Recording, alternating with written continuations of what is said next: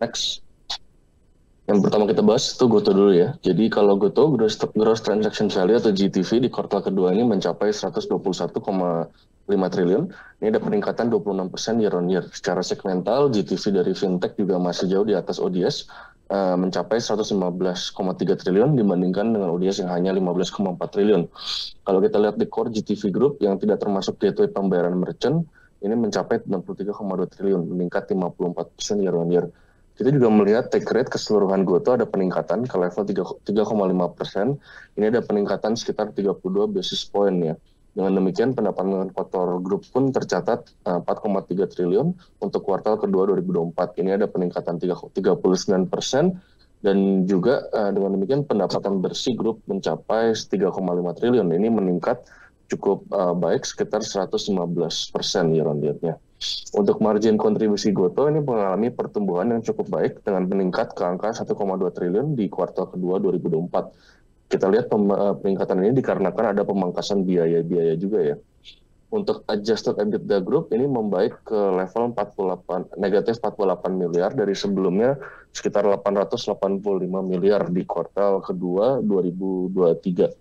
Goto masih mencatatkan net loss sebesar 954 miliar, tapi ini adalah pertumbuhan yang cukup positif jika dibandingkan ke tahun lalu yang defisitnya ada di angka 2,6 triliun.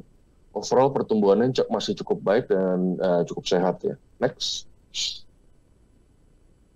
Kalau kita lihat hasil Goto secara first half 2024, overall sebetulnya jauh lebih baik dibandingkan quarterly. Pro forma overall TPV ini meningkat dari 193 triliun menjadi 238 triliun di first half 2024, peningkatan sekitar 23% year on year-nya. Secara segmental, fintech ini masih melebihi ODS, 226 triliun dibandingkan ODS hanya 29 triliun.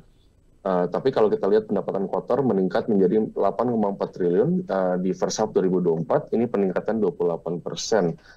Take rate secara keseluruhan juga berhasil meningkat menjadi 3,5% di first half 2024. Ini dikarenakan take rate yang lebih tinggi untuk segmen ODS. Karena pengurangan insentif yang diberikan pada pelanggan pada first half 2024 ini, kita melihat pendapatan bersih grup ya berhasil meningkat secara substansial menjadi 3,5 triliun dari dari first half 2023 yang 3,5 triliun menjadi 6 triliun. Ini peningkatan 87%. Kalau kita lihat di margin kontribusinya sih kita melihat ada meningkat secara year on year dari 1,2 triliun menjadi 2,4, hampir double. Adjusted EBITDA mengalami pertumbuhan juga dengan defisit hanya 150 miliar dibandingkan pada first half 2003 yang defisitnya 1,8 triliun. Dengan demikian net loss Goto pun kita juga melihat ada pertumbuhan biarpun masih negatif di 1,4 triliun. Next.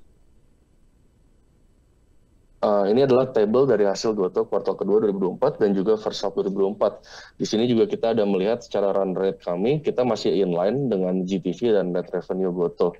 Jadi untuk sementara Goto kita tidak mengupgrade atau tidak mengganti forecast-nya karena masih inline dengan projection kita. Next.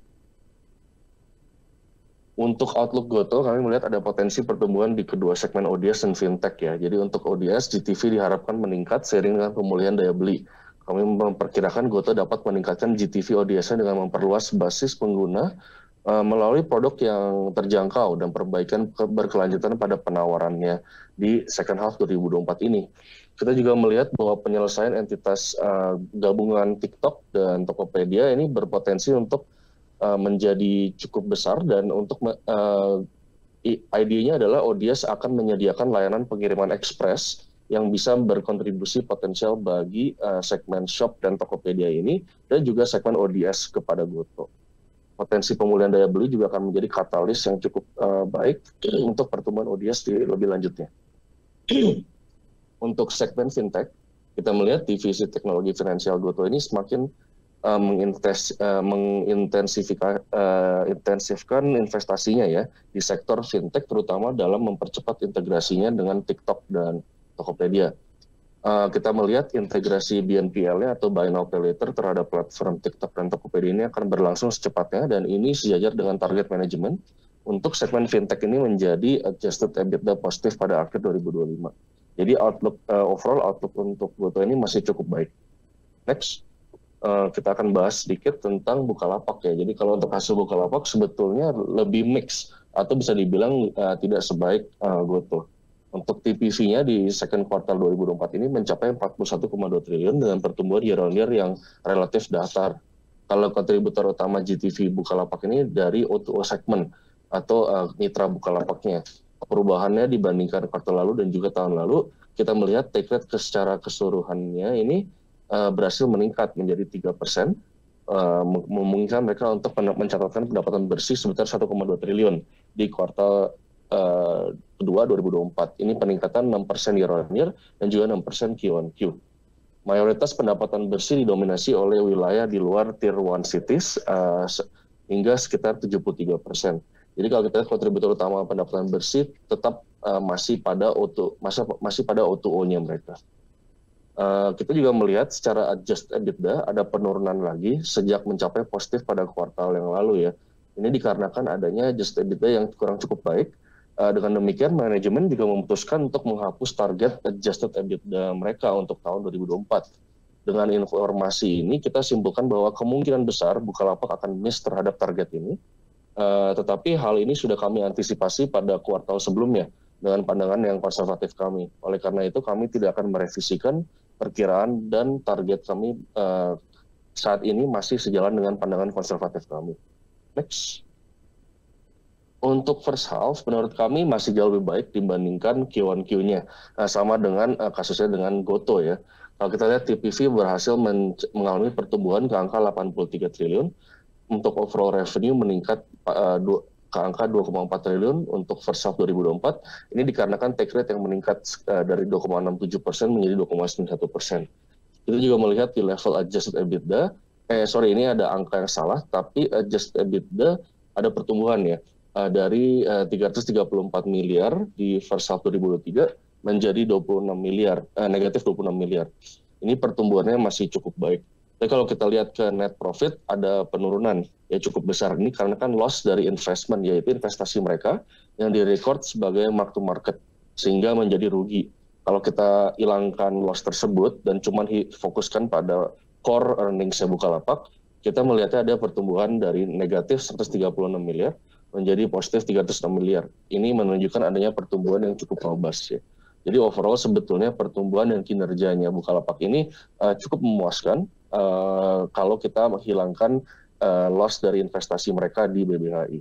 Next.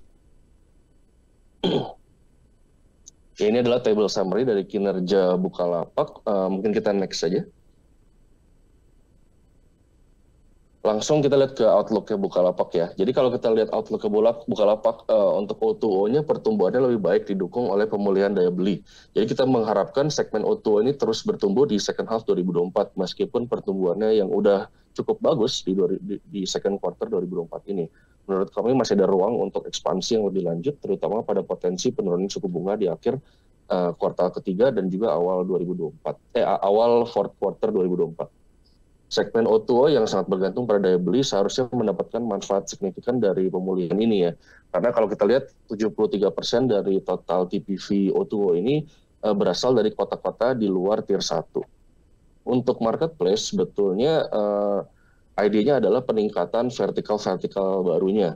Meskipun pertumbuhan terbatas di sektor O2O, kita melihat sebetulnya untuk marketplace justru lebih baik in terms of pertumbuhan dan potensi. Kita melihat karena adanya take rate yang lebih tinggi sekitar 10%, ini dapat menghasilkan pendapatan yang signifikan ya lebih tinggi dibandingkan O2O. Jadi manajemen juga menyoroti kinerja kuatnya terhadap salah satu specialty vertikal mereka yaitu Itemku. Ini mencatat peningkatan pendapatan Q1Q yang lebih besar sekitar take rate sekitar 20% ya. Jadi ini relatively besar dan juga kontribusi terhadap pendapatan grupnya itu relatif besar dengan 20% juga. Mereka memperkirakan pertumbuhan double digit untuk 2024 ini, meskipun dengan laju yang lebih lambat dibandingkan tahun-tahun sebelumnya karena efek dari high base di tahun yang lalu. Next. Dengan demikian kita untuk valuation-nya Goto kita tetap memberikan recommendation buy dengan target price yang kita maintain di 80 perak per share-nya. kita mendapatkan target price tersebut dengan SOTP untuk segmen-segmen bisnis mereka. Next. Untuk Bukalapak, kita juga masih memberikan recommendation buy dengan target price yang kita maintain di 160 per share-nya. Kita mendapatkan target price tersebut dengan SOTP, dengan DCF untuk O2O dan marketplace-nya, dan juga initial investment dari Allofresh dan Allobank kita valuasikan dengan total investasi awalnya Bukalapak terhadap bisnis tersebut. Next.